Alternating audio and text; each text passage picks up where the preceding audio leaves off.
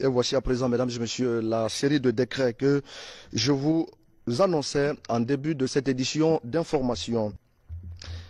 Décret D 2023-0034 PRG CNRD SGG portant attribution, organisation et fonctionnement du service national de l'éducation civique.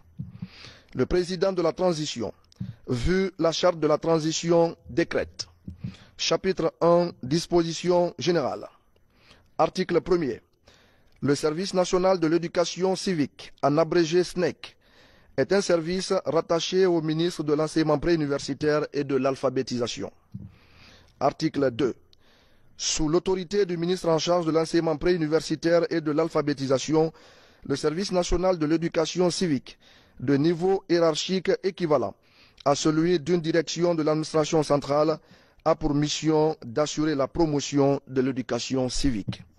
À ce titre, il est particulièrement chargé de participer à l'élaboration des textes législatifs et réglementaires relatifs à l'éducation civique et de veiller à leur application, d'élaborer et de mettre en œuvre des stratégies, plans, programmes et projets dans le domaine de l'éducation civique, de veiller à l'intégration de l'éducation civique dans les structures de formation continue, d'impulser les partenaires sociaux à la promotion de l'éducation civique, de mettre en œuvre des plans de formation des formateurs en matière d'éducation civique et d'en assurer le suivi, d'assurer le suivi et l'évaluation des activités d'éducation civique en milieu éducatif formel, de proposer des stratégies de prévention et de gestion des crises et des violences en milieu scolaire, de sensibiliser contre la mauvaise utilisation des réseaux sociaux et les technologies de l'information et de la communication,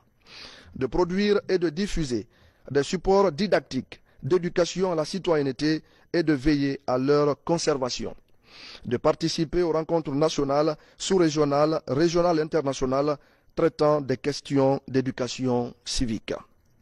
Article 3. Le service national de l'éducation civique est dirigé par un directeur général nommé par décret sur proposition du ministre en charge de l'enseignement préuniversitaire et de l'alphabétisation. Le directeur général dirige, coordonne, anime et contrôle les activités du service. Article 4.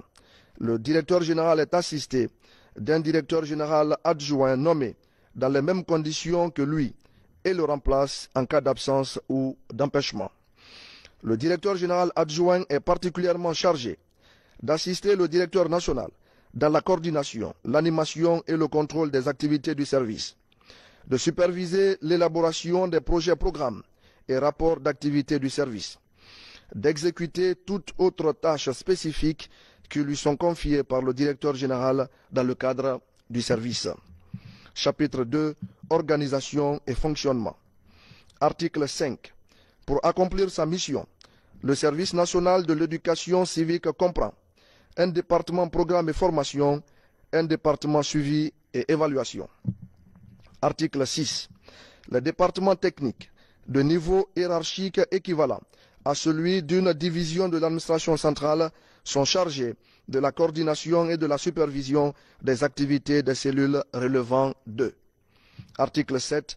Le département programme et formation comprend une cellule formation civique, une cellule éducation à la citoyenneté et prévention des conflits, une cellule production et diffusion des supports didactiques.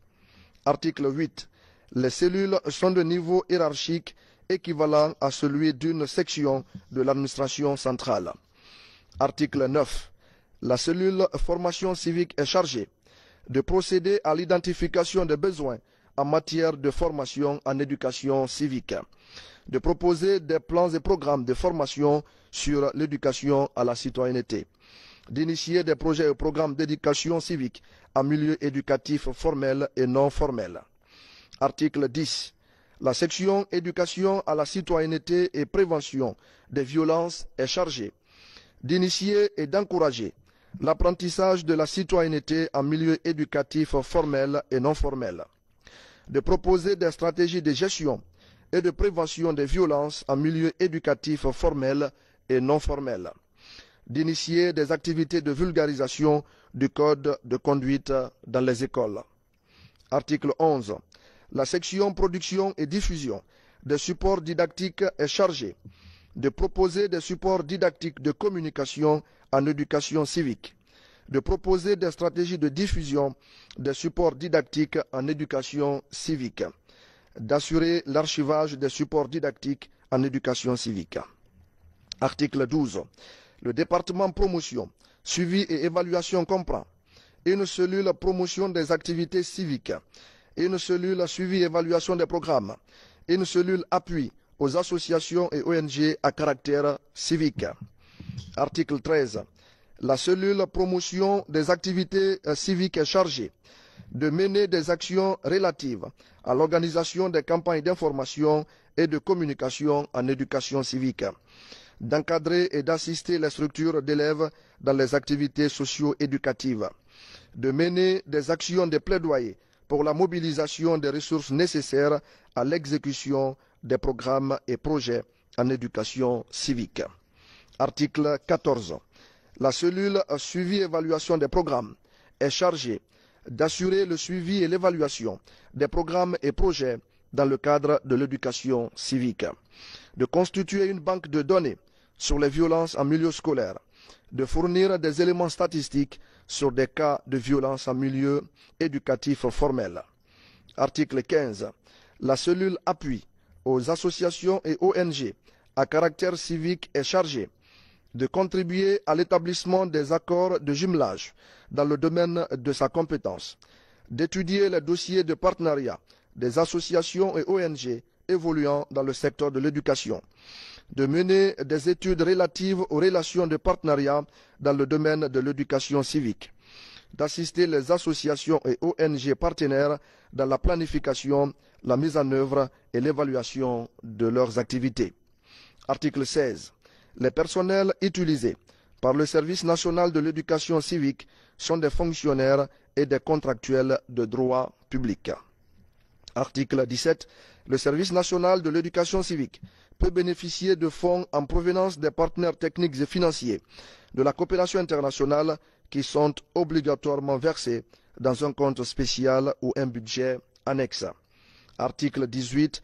Le Service national de l'éducation civique peut, sur ses propres initiatives, développer des programmes d'activité et à charge de rendre compte à l'autorité de tutelle. Article 19. Le directeur général est l'ordonnateur du budget et des ressources allouées au service. Chapitre 3. Dispositions finales. Article 20. Les chefs de département et de cellules sont nommés respectivement par arrêté et par décision du ministre en charge de l'enseignement préuniversitaire et de l'alphabétisation sur proposition du directeur général. Article 21.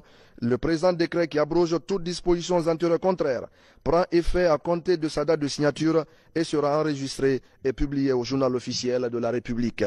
Conakry le 25 janvier 2023. Signé Colonel Mamadi Doumbouya.